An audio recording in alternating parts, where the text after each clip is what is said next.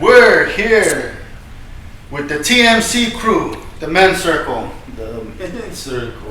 We're here with yours truly, two ravens. To my military left, exposed one. Oh, sacred one. Piccolo. I don't know who Blonde that as guy foil. is. Jesus. And Red Hawk. And Hedgehog.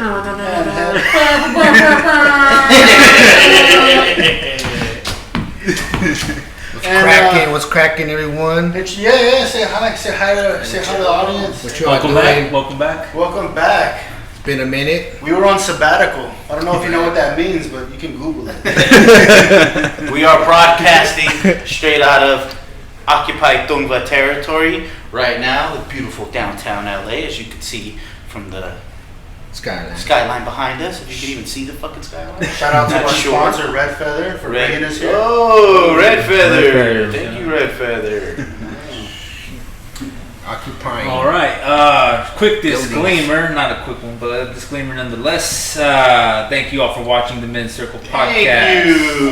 We can't express more that it is a podcast, and that the podcast and the opinions expressed on the podcast are our own. And any guest who shows up on here are also their own.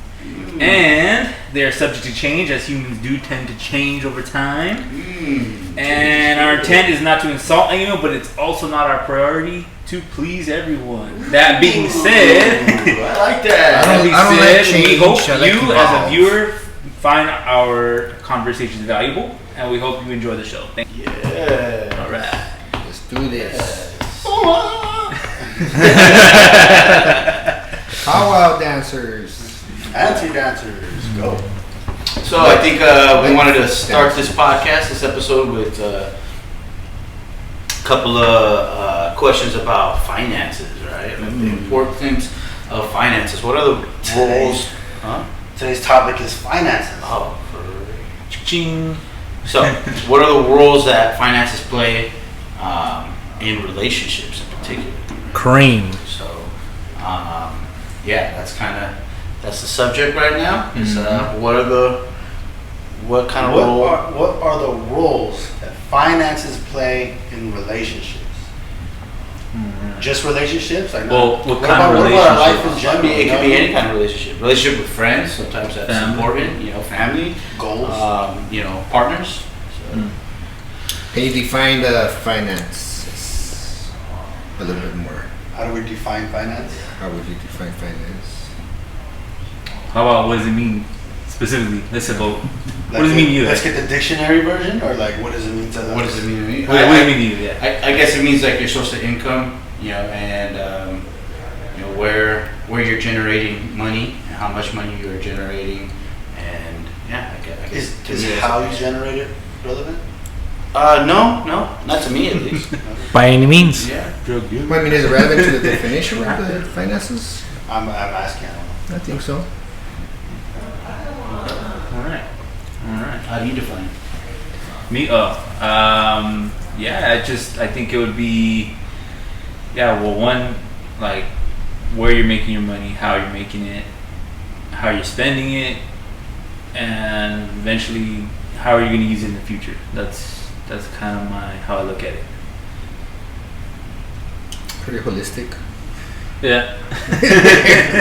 It's pretty, I think finances is not just about money, but assets as well. So it has anything to do with anything that has any value, whether it's land, property, a building, your car, whatever, and money. well, all those things kind of take money to get. It takes money to get land.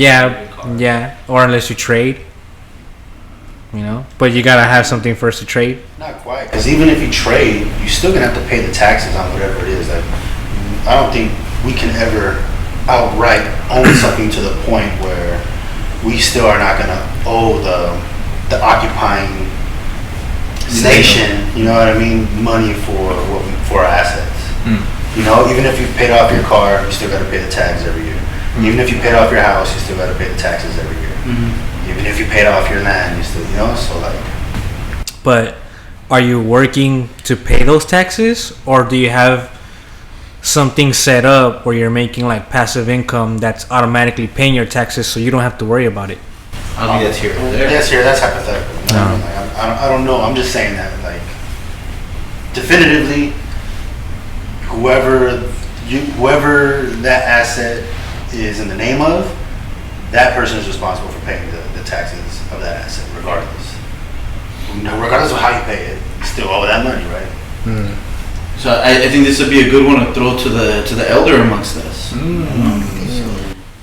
Dealt with it the longest. Dealt with this the longest. Who has all his ducks in the line, all his finances. So, Mr. Tecumbo, what is the roles that finances play in relationships? I can basically tell you that I've learned from all of my mistakes, and I'm still making mistakes. But I think something that I learned years ago, and it relates to finance. That's something that I think we're all learning right now.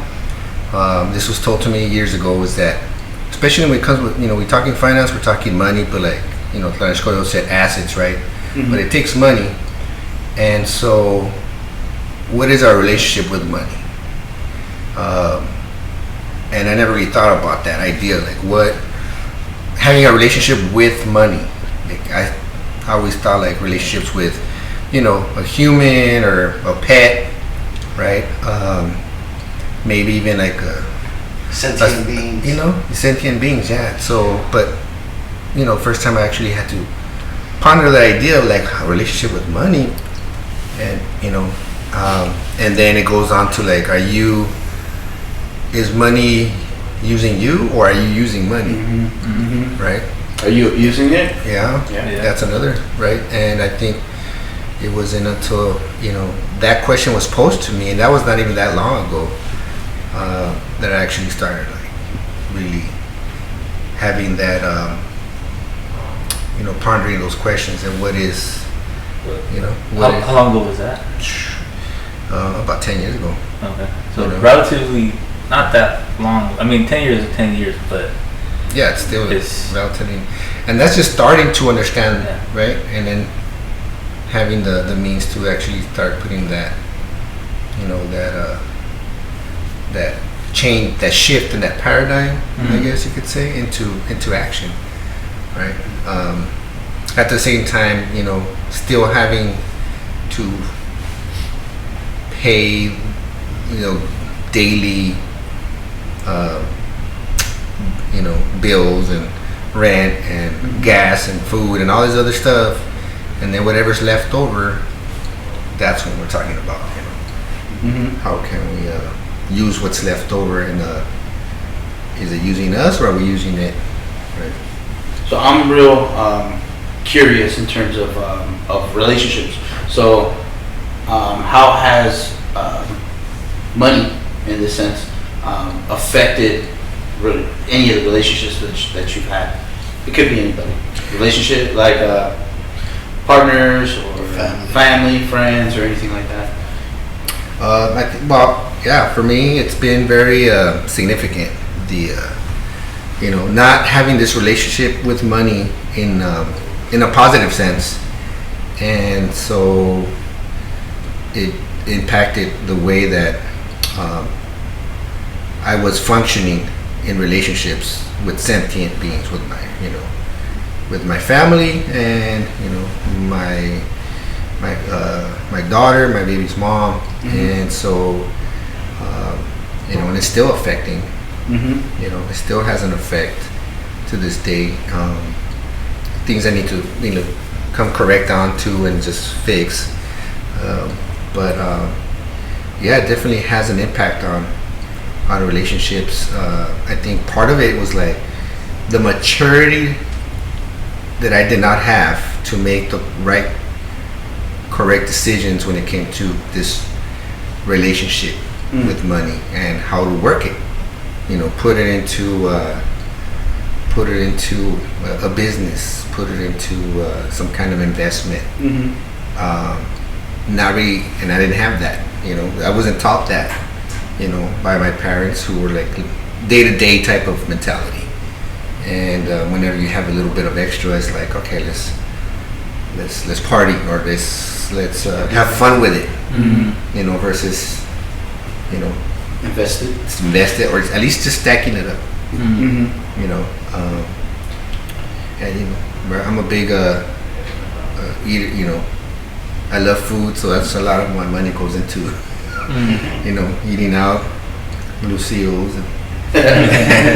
So being the father of a teenage daughter, how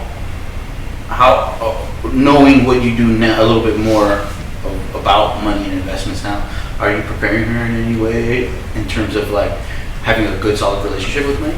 Yes, yeah, and these conversations that I'm having with her at this age now, where she's actually like starting her own business. Oh, okay. What kind of business she? She sells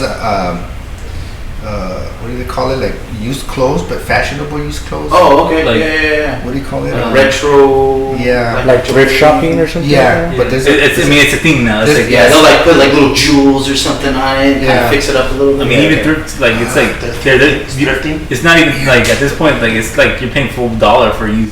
yeah, At this point, yeah, she actually That's not bad. Okay. so she's you know, she She's gets, looking for investors. yeah. Bro, like, Uh, all right, you hear that? Looking for some investors. Yeah. She'll be putting out some shares out soon. Okay. Nice. Or IPO. She'll be an IPO soon. But yeah, you know, something that I wasn't even thinking of at that age. Well, you know, in the sense I was, I think, but Yours was selling. you know, drugs. yes, right. We had a different type of business where it was, you know, Street corner pharmaceuticals. yes, exactly. And, and you know, and then back then it was like, shh, dude, we got some money, let's go, you know, let's go spend it on Strip club. I wasn't even old enough to go in strip clubs yet, so Still spending on strip club. you know, and it Or was plus just, the security. it wasn't a investing mentality or, you know, saving mentality. It was just like, Is she kind of more on that kind of mindset? yeah, Saving yeah. and investing. Yeah, so you know, these are conversations that I started with her like recently. Now that she's kind of coming into that age where she has a better understanding of money, what comes into the home, what comes out, and how to reinvest in a business, right? And so these things and it's more constant conversations about you know, promoting her business, what that takes. Marketing. Yeah, other what do you call it? Overhead stuff, right? And Do you- stuff that she's not even. Do you feel like she's making decisions that you wish you would have made? Oh hell yeah, yeah, definitely, yeah. She's way ahead than where I was. You know. At that age. Yeah, and of course, like, you know, involvement in cultural foundation ceremony, along with a historical analysis, you know, and then her mom is an anarchist, and her own analysis, and that she's passed on to her, and, you know, so she's how she analyzes capitalism, and so That's an interesting dynamic right there. Yeah. When you're a young entrepreneur with a cultural nationalist for a father and an anarchist for a mother. you know, so, Different dynamics at play. yeah, so it's a very, you know, she's a very interesting young lady now, and so but yeah, these conversations I haven't had, I didn't have with myself, so now I'm like, it's an obligation almost to pass these ideas on to her, so that she becomes more aware, successful, making better decisions than I did, right? You know, and part of it was my own political approach to finance, right? Was very like, oh, once you get into finance, once you start having assets, once you start putting it into like some kind of investment, you're contributing capitalism, and therefore you're a sellout. See, but like that's the issue that I always have with finances. The one statement in particular, there is no ethical consumption under capitalism, can be applied to literally anything you consume in our state of being, in the state we're in now. You know what I mean? I don't care what it is, from a fucking, you consume a taco to consuming television. You know what I mean? Like, none of it is ethical. And if none of it is ethical and we're forced to participate and consume some of it, at least, you know what I mean, then why not consume the parts of it that would put our people as a whole in a better position, in a better state? You know what I mean? Like, why not consume the parts of it that are going to benefit us as a bigger group? You know what I mean? And I've seen people like the Nation of Islam, you know what I mean, consume capitalism to the point where they can use it to benefit themselves and create their own stores and provide their own schooling and their own systems and institutions that are only going to benefit them.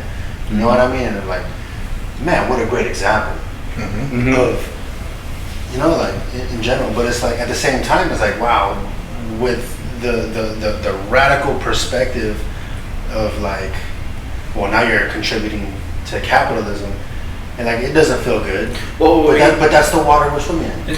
When we get into that question of you're contributing, weren't you contributing your entire life? Yeah. Yep. You know what I'm saying? So at that point, shouldn't something be fucking beneficial to you?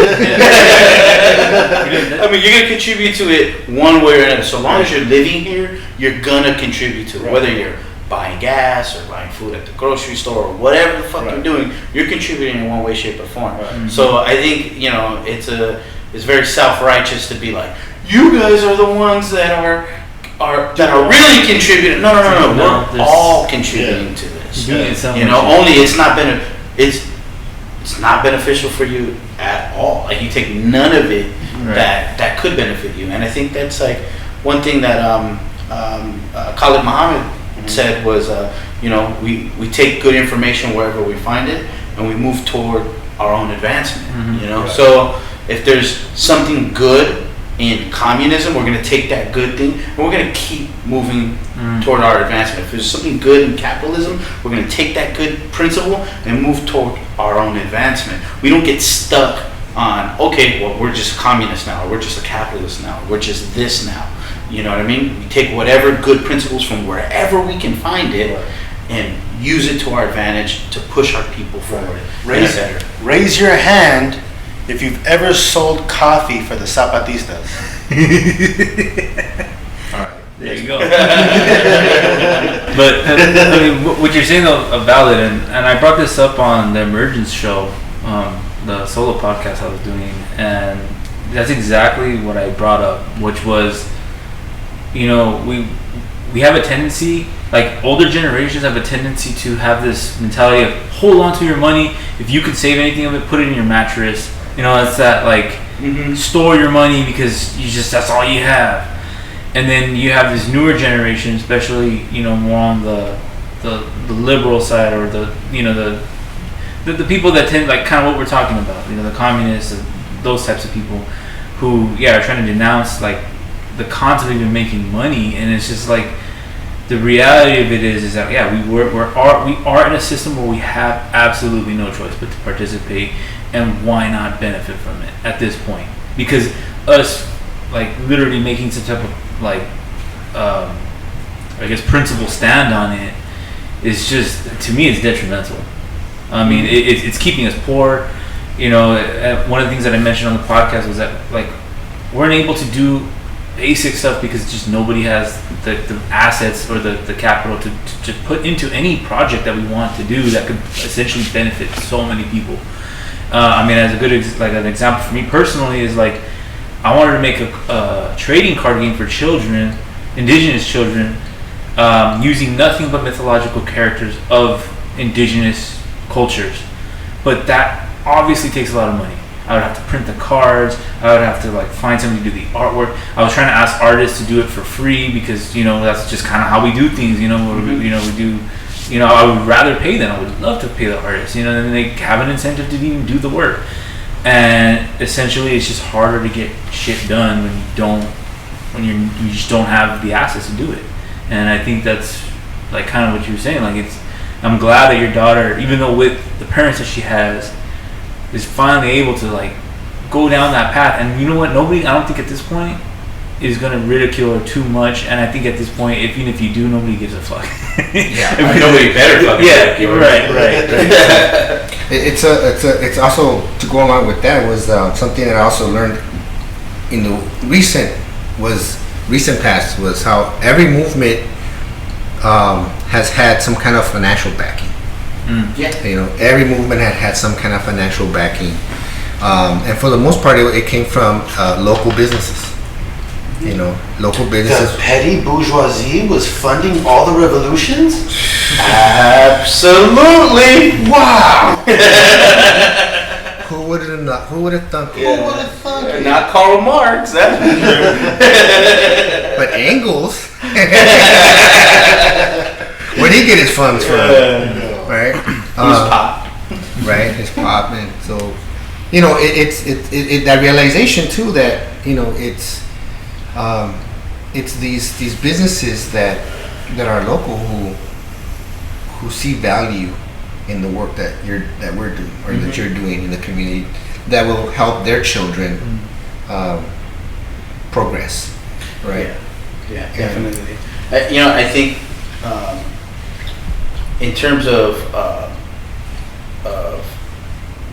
investing and starting your own business and young entrepreneurship, you know, I think that's like a missing part of the puzzle for our community. You know, and all the years of doing the work that I've, you know, been a part of, I would say like 95% of the time is going into fundraising and trying to get the funds that are necessary to do the work that we're trying to do, whether it's like stop a pipeline or organize for some kind of cause, or you know, or to buy local property that's in danger of gentrification, or whatever it is that we're trying to save the South Central Farm, or whatever it is that we're trying to do. Or a march. You know, just a march. Yeah, or just to have an event, a community event, whatever it comes down to. Most of the time is spent in trying to raise the funds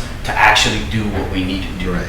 You know, instead of the actual work being done. And this is the part of like the left, whatever the hell you want to call it, or whatever you designate the left to be, that like is really fucking missing the boat in terms of like getting our finances in line to be able to fund those things. What's the potential that was done on purpose to prevent us from advancing ourselves monetarily?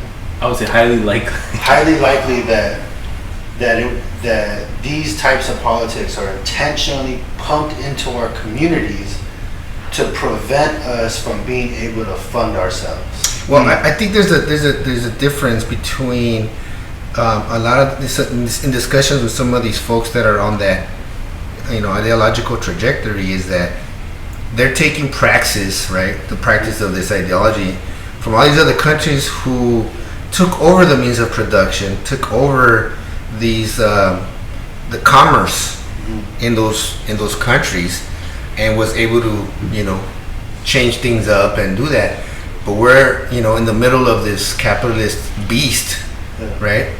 And that, how, you know, we have to modify the approach, but they still get stuck with that idea that, you know, you have to organize within the unions and take over business and have. And that's not as far left as the politics I'm talking about. Like some of the, if you keep going further left, you know what I mean, you get people that are like, well, no, because you get like Cubas and the Vietnams and the USSRs and fuck those nations too. Like fuck all nations. You know what I mean? Like we're just gonna operate without nations. You know what I mean? That sounds that sounds like a 16-year-old kid. Is what it sounds like. You know, and it's like I can understand. Oh, there's grown folks who believe that. Jesus. Yeah. It's an analysis, really, like I think there's a very idealistic analysis. Yeah. It's like the most politically immature. It's very utopian, right? But you know, it's you know, after years, you know, of my own, like just reanalyzing, reassessing my views, right? This is how I would like to change things, but I'm still here having to do all this consumption and this contributing to this beast of capitalism. Well, now what? And then having this brother tell me like, oh, you have to have a relationship with money is like, wow. Now I have to really like change my whole view of things and start this new outlook. You know, almost like a world view. Right? Let me toss that over to you, Renard. In terms of like relationships and money or finances, what has your experience been with that? So me personally, I was lucky enough to have family that very, are very comfortable with money. My only critique on my family is that they didn't really pass it to us. And, so the idea or the money? Just I mean, because so just some quick background. My family got here in the 1930s. They're not like on my dad's side. They're not generational. They've been here because I'm Pueblo. So they pretty much grew with the economy. So by the time my grandma was already like, my grandma was a single mother and she was constantly busting her ass working, but she didn't just work. She ended up making businesses. And one of the businesses she had was she ran a florist shop. And I think she had other ones too. I'm not too sure exactly, but that trickled down to like my pops and my mom eventually. When they had enough funds, they started this shop called Magic Moon that actually, So that's all. Everybody here is practically first job. I bought many a pipes from there. Exactly. Yeah, it was as an underage kid. Yeah, we supposedly. It don't exist anymore, so it happened. Ain't no fucking thing right now. It don't exist. But so it was kind of cool because we got to employ a lot of people from the hood and kids. Even I was considered working there, but they started businesses like that. Also, my dad purchased property, so he was doing all these investing. He has a pretty decent sized portfolio in stocks and all this stuff, but never showed it to me. That's my only like I said, that's my critique. I wish he would have sat me down, my brothers down, and was like, look, this is what I'm doing. This is what you, and he kind of did, but it was more like, this is what you should do. All right, deuces. It was never very showed off. It was just informal. It was just like what I'm gonna do with my child. I plan is to explain this shit. Do this. This is what credit is, and I feel like there's potential that your dad didn't fully understand it either, and that's why he couldn't explain it to me. Yeah, he knew he had to do it, and he knew that he knew enough to tell y'all that you should do it too, but he didn't know enough to explain it to you. Yeah, especially when it comes to stocks and stuff. You had these brokers that you would give your money to, and then they would just.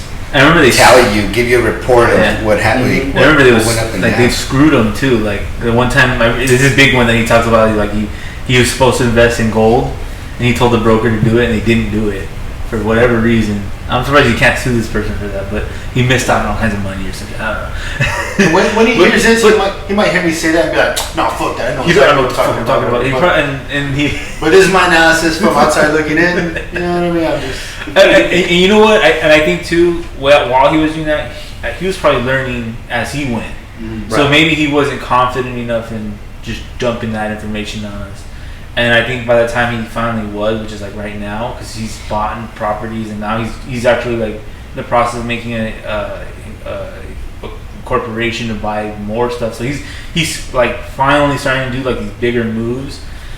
But we're already at this point. Me and my brothers are all adults, so I think we're all on our own as far as doing that. But what was kind of interesting was seeing that, but also seeing my family also struggle with money at times.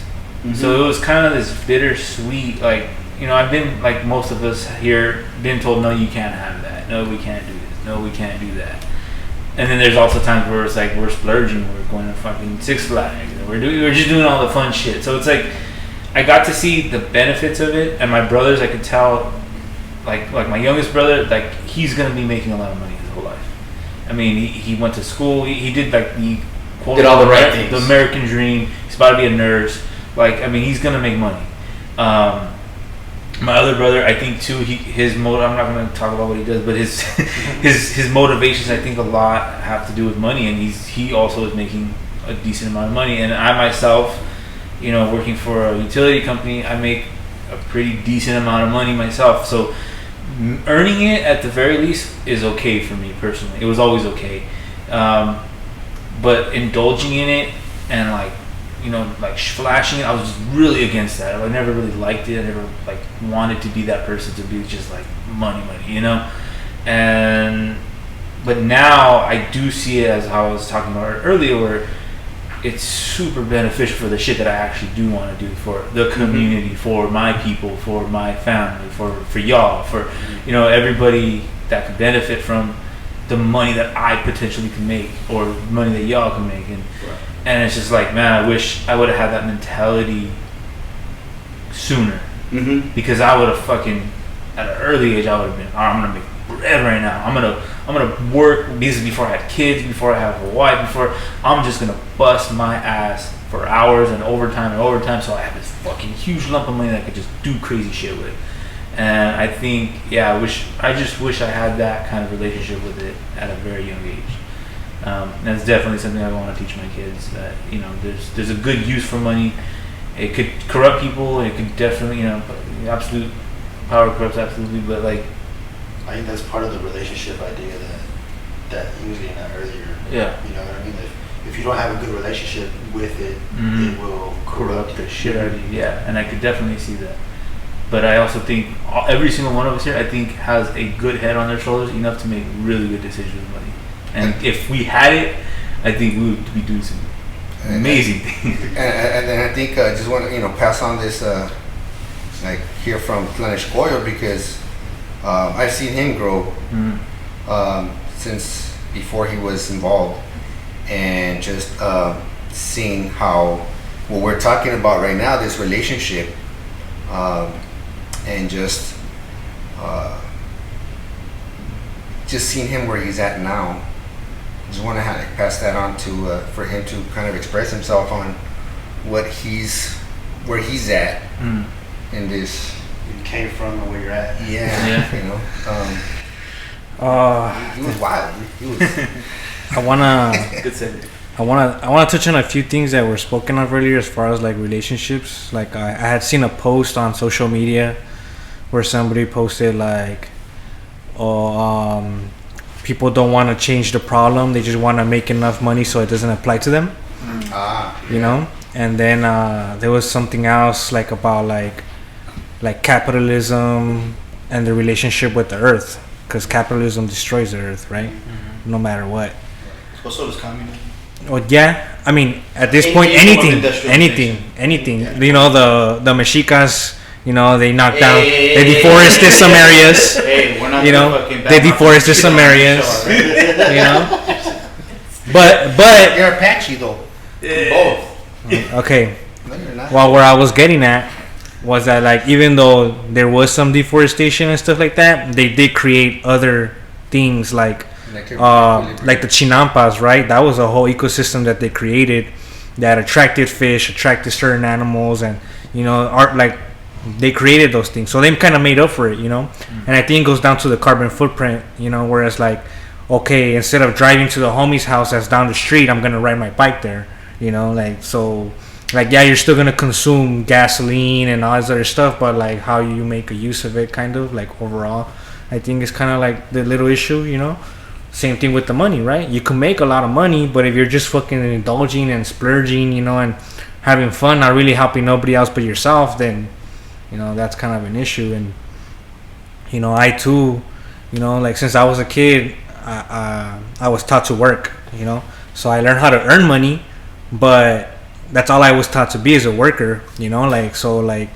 that I'm learning is you gotta be much more than a worker, you gotta be you know, everything, an accountant to, you know, like learning about taxes and real estate and all this other stuff. You know, if you want to get to that point where you're talking about where you're comfortable enough that like, hey, I'm making a decent amount of money, now I can go and help and buy this building, turn it into a fucking apartment complex and house all my people, you know, like everybody that I know, my family, like, you know, like stuff like that, you know, because you could do those things, you know. And like I to me, that's like goals, you know, but that takes time, you know. It takes a lot of hard work, you know. Like don't get fooled by social media, you know. Everybody likes to post flashy shit, but like they never post the hard work that it takes to get to those things, you know, or the failures. Yeah. One thing I learned is I started following these guys. They're called Earn Your Leisure on YouTube. Look them up. They have a lot of. No free plug. If you owe us money, Earn Your Leisure. Nah. Because they drop gems about financial literacy that everybody should know. Right. You know, like I'm not holding this information for myself. I want everybody to go and learn that shit. You know.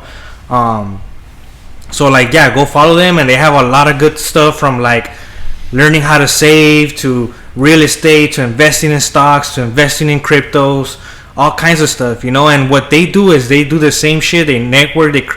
Okay, I saw this video on the internet where it's like a bunch of white people, and they were like, you get these like special networking classes, but you have to have a net worth of $1 billion or more. We don't have that, you know. Just to get in. Yeah, just to get in, just to be able to take the class, you know. Wow. So like, what Earn Your Leisure is? Fucking Saudis or what? I don't know. People from all over the world. Yeah. People from all over the world. But what EYL is doing is they're recreating that on a smaller scale where anybody can go. You know, so like you can go and network, whether you have a mom and pop store selling coffee or you're washing cars, you know, like whatever. You know, and I think that's something that we should be doing as well, because they're doing that in Atlanta. We should be doing that here, you know, like, you know, like, and I feel that because, like, I, you know, from what I've seen is like people get a lot of like I don't know, like they like to hoard, you know, they like to hoard shit, like yeah, you know, like knowledge, not just knowledge, but like, oh, what, he's doing that too, like, well, I'm not gonna tell him how I could do it because, you know, then he's gonna be doing it too, you know. And it's like, dude, like, you know, the crab thing. yeah, like the crabs in a bucket, you know, like just pulling each other down and shit. And it's like, nah, like the reason why I'm telling you guys to follow them is because I want everybody to come up.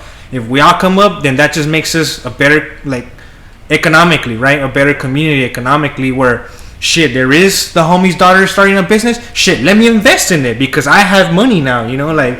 The homie wants to get a building, fuck it, here's some money for that, you know, like, here's money for this, here's money for that, you know, like, we could do those things, you know. But if we're fucking some broke ass motherfuckers, we can't do nothing, you know, like, we're gonna be stuck in the same fucking cycle of like living to pay, you know, like check to check, you know, paying somebody else and stuff like that, making somebody else rich, you know. And not to say that, like, you know, like being rich and stuff is everything. But like, even if you want a revolution, that shit takes funding, you know. So who's gonna buy the goods? Yeah, who's gonna buy all the materials that you need to do that Bullets shit? are You know? expensive. Super expensive. You know. So like, think about that, you know. And that's something that I've been thinking about. So like, my focus right now is like learning about stocks and cryptos. That's the future right now, and that's where I'm trying to invest. The 3 pillars that I heard is the 3 pillars of wealth is business, stocks, and real estate, you know. So those are the top 3 that I'm trying to learn to pick on, so that maybe in the future I can, like, you know, start chopping at that tree and hopefully have something where like my kids can be free from the school system and the work system, and they can go and do whatever they want, you know, start their own business, be creative, whatever, you know. It's interesting right now that I'm thinking of this. Just like today, I read I was tripping out on this article.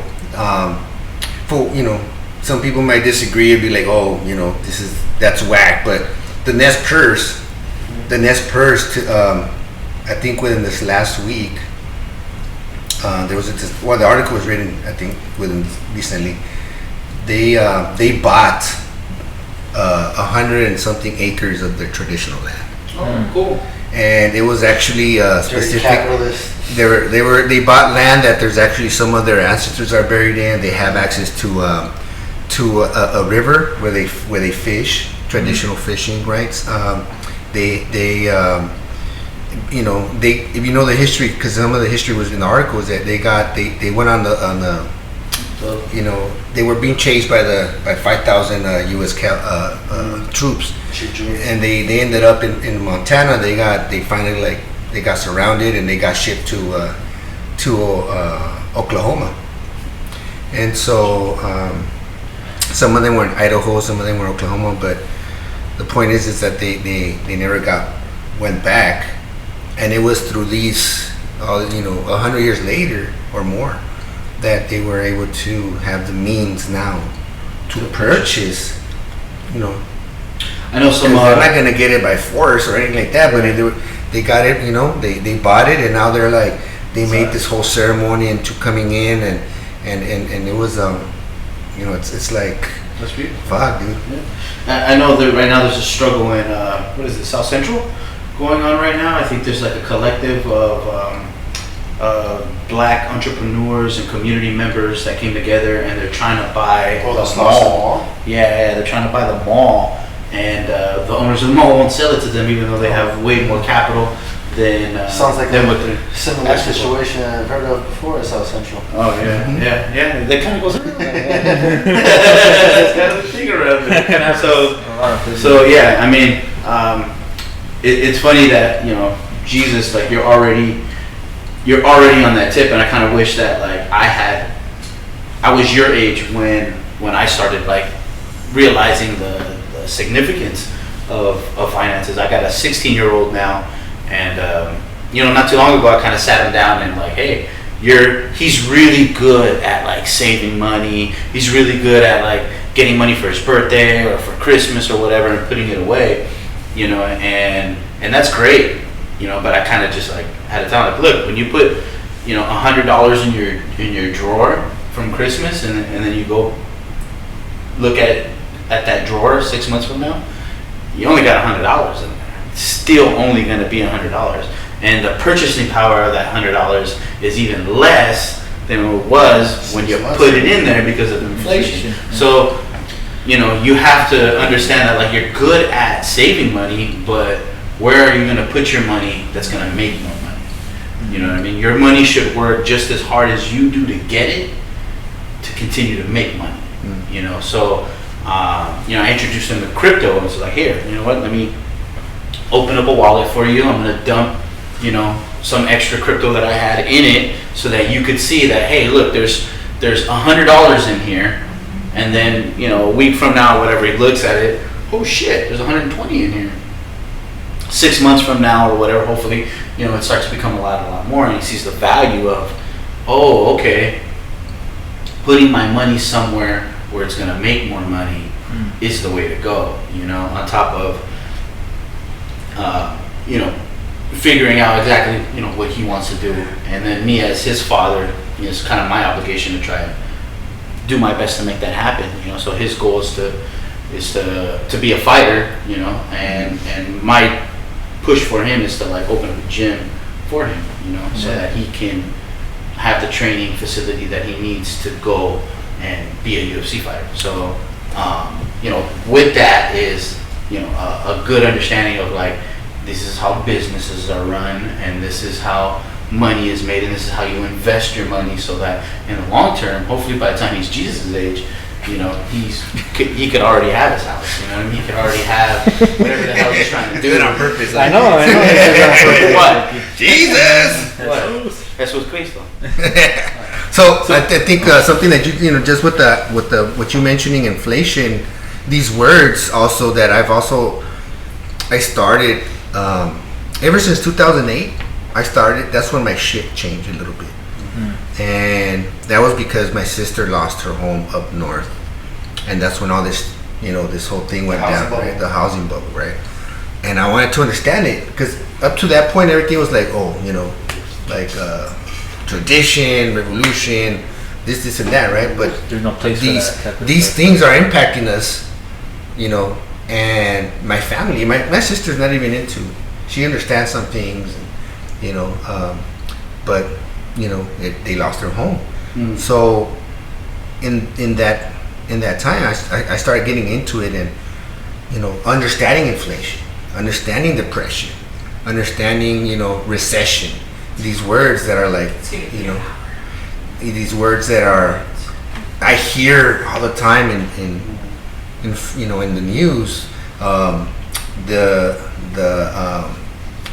You know, the Federal Reserve, and they're gonna they cut a rate, you know, or they add a rate, you know, 1 point, half a point, and how all that affects the market. And it's like all this, and I'm like, you know, it's like a foreign language that we have to educate ourselves on, you know, because that's you know, it affects not just this country, every country, especially, and then figuring out that, you know, the dollar is the world currency, and how the United States manipulates the world, you know, through that. And anybody willing to separate from it, you know, meets somewhat of a demise. and you know, that's really important. Gaddafi. You know, first, like, you know, Gaddafi, straight up, dude.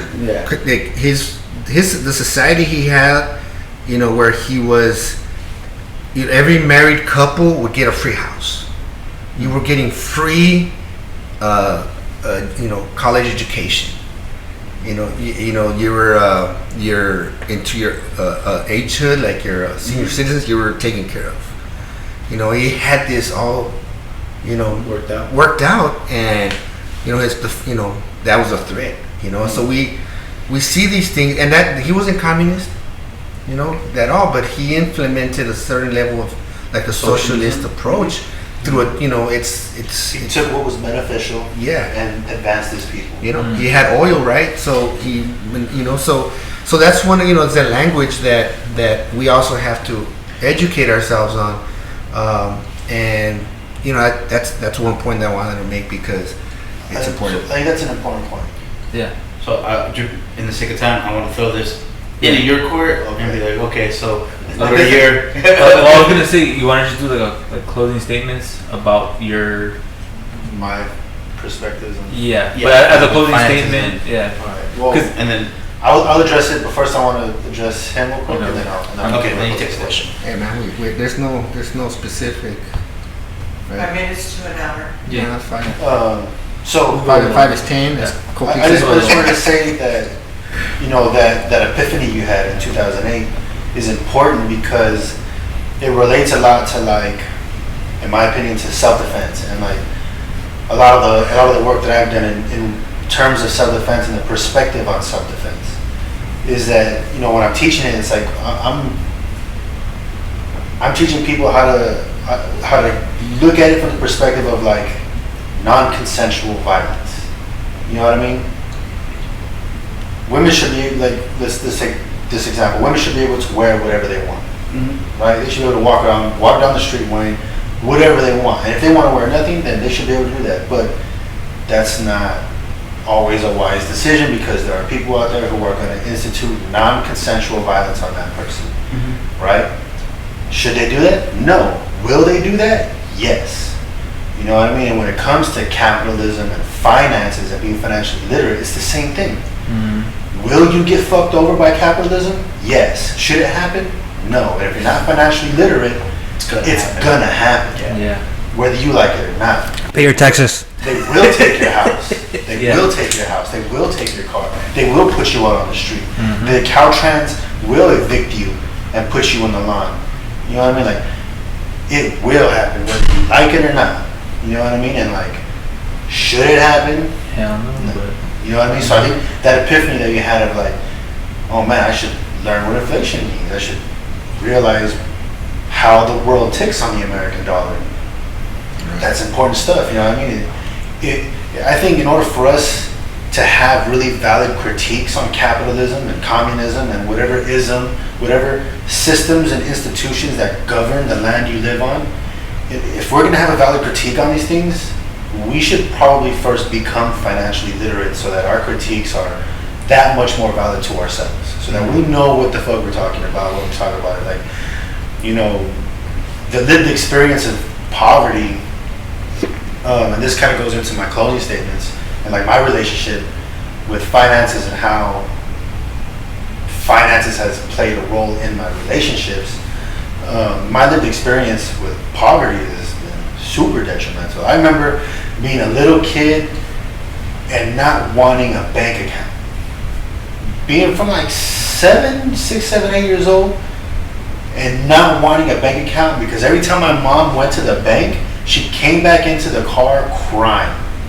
She would come back into the car just like furious and angry and a face full of tears. And I'm like, what the fuck is going on? How come every time she goes into this place, she's fucking crying? You know what I mean? Like, I remember, I don't want a bank account. I don't want to fucking have to come back into the car crying every time I go into that place. You know, like trauma. You know what I mean? Like of like seeing that all the time. You know, like so. Although my lived experience with poverty had always been like that, I wasn't financially literate enough, in my opinion, to like have a valid critique on capitalism, even though I willingly critiqued capitalism at any given stance because I was a victim of some of the horrors of capitalism. And on the scale, not a terrible victim. I wasn't fucking, you know, subjugated to the IMF fund in Haiti, you know what I mean? But the plagues of capitalism in my community, I was a victim of, you know, survived. So it impacted me enough to realize that I needed to critique this. But how valid was that critique? Because I wasn't financially literate, and now I'm in the process of becoming financially literate, and I'm barely beginning that journey now because I feel like in some of my relationships, you know, I had partners who had anarchist stances and, you know, far left stances, further than communism, you know, like, and there was always a desire in me to like want to appease the critiques against capitalism in that relationship, you know, like I don't want to perpetrate the crimes of capitalism by participating in it and have that somehow reflect negatively on my relationship with the person I'm with, who has these extreme far left stances and perspectives on it. You know, at the same time, you know, that doesn't mean that I didn't also have far left stances and perspectives myself. You know, I was trying to uphold some of these far left stances, and some of the actions I was taking really reflected that, you know, things that I'm not going to talk about on here. And that also prevented me from, one, becoming financially literate, and two, wanting to participate at all because of the things I was doing, you know, like, y'all understand, I'm trying to figure out a way to make the viewers understand who might not really get what I'm talking about right now. But it, you know, my opinions and critiques of it really prevented me from participating to the point that I'm willing to participate now.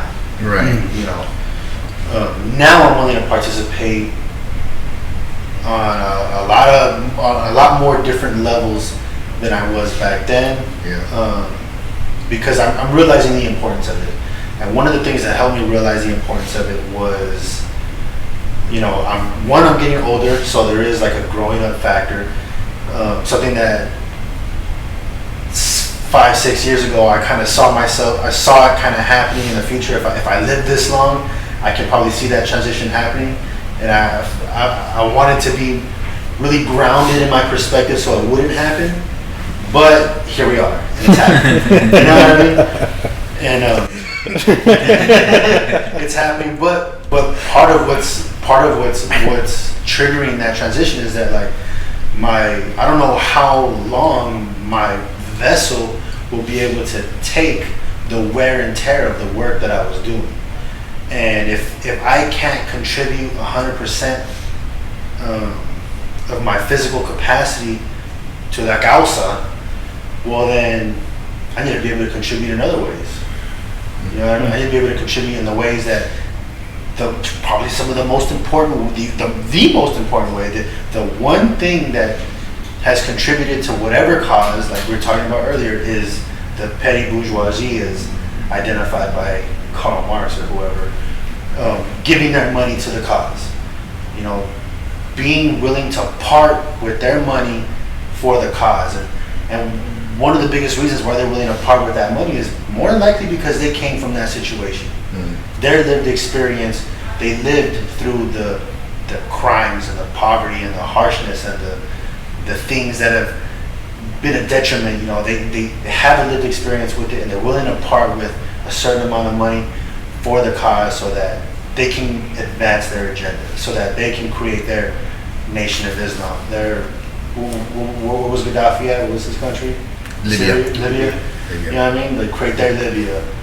You know, create their, you know, for them for themselves, to be self-governed, to be self-defending, you know, to have sovereignty on their land that they are rightful heirs to, that we are rightful heirs to, you know. And like I find myself becoming far more grounded in the ideas of indigenous nationalism through my experience. And it's like, well, if we're going to be indigenous nationalists, then we're going to have a market of our own one day.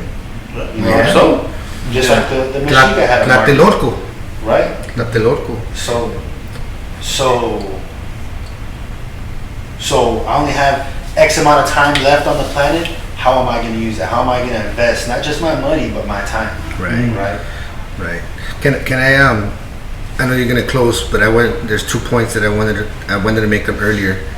One was that, you know, I found myself in studying today's financial world, but in discussions with other folks, they're still stuck in like the wealth of nations, you know, the beginnings of capitalism, and they're also stuck with the 1800s critique of capitalism, right? Some dead white man critique. And I was actually sent a video a few months back of China, and how, you know, in the video they're like, is China truly a capitalist or socialist now? And they can't be, because in order to be where they're at now, they had to modify and adapt, you know, and create a different system just like that benefits them. So that was one thing. And the other thing is, like, in my view of just Tlaxcoyo and how I've seen him grow too, is that through our native indigenous practices and participation in ceremonies, and how that helps us control our ego and have the self-control, is what's needed when we're talking about where the funds that we're getting to be able to have a level head in approaching this beast, right? And how we're gonna spend, you know, I know some, you know, it's like a give and take, right? We have kids and we want to splurge a little and whatnot, and, you know, go eat with my daughter, you know, when she wants some fucking sushi, you know, and then she eats a lot. But at the same time, having enough time to save some of that money on the side and reinvest some crypto or you know, which is probably the easiest thing right now. So I just wanted to make those 2 points, because I think self-discipline is essential in our how we're gonna approach, you know, finances, you know. And the other one is also these really antiquated critiques of, it's good to have them, don't get me wrong, but also have a more modern understanding of what we're in, so that, you know, capitalism has evolved in the last 100 years. Some people say it's in not a even, way, it's in not a even way that capitalism. Karl Marx could have never seen happening. Could have never imagined what it would eventually become. Right. You know, and just real quick, the And funny thing on that, the level of corruption just. and the funny thing about that, the Chinese thing is the Chinese form of governance had to go back to their traditional forms of governance. Exactly. To figure out that whole communist bullshit and how it was going to like really be implemented in their society, they had to like, okay, well, that doesn't fucking work. Let's just go back to what they were doing They before. did that. They actually did that. You know, They actually did that. Yeah. And that's, you know, if we're ever gonna have a legitimate relationship with finances and remove ourselves from the buffoonery that our people are plagued with, that's the route that I see us taking. You know, we become on our road to nationhood. We're gonna look back to our ancestors and begin to operate with a more traditional form of governance, especially when it comes to finances. You know what I mean? Like, Yeah. especially when it comes to finances. You know, and like my relationship with finances has never been good. I'm 32 years old and I'm barely figuring out how to like save money, and even having like a mission statement, like a personal mission statement within myself for like what this money is going to be for. You know, like never had that before, never even thought about shit like that.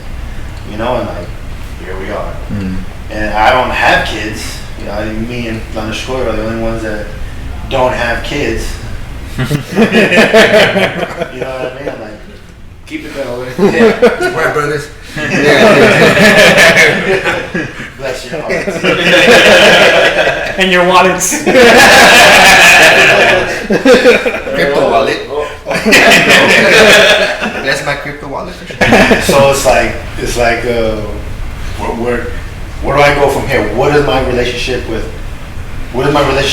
finances look like now? What do I want it to look like, and then how do I want it to impact my sentient being relationships? You know, and like these are things that I'm barely figuring out. I've seen relationships go to shit because of lack of money. Right. So, well, I think that's probably the crux in most in a lot of failed marriages. You know, Yeah, that's a statistic you can definitely Google. Yeah. You know, to finances. You know, and a lot of, you know, I think most marriages or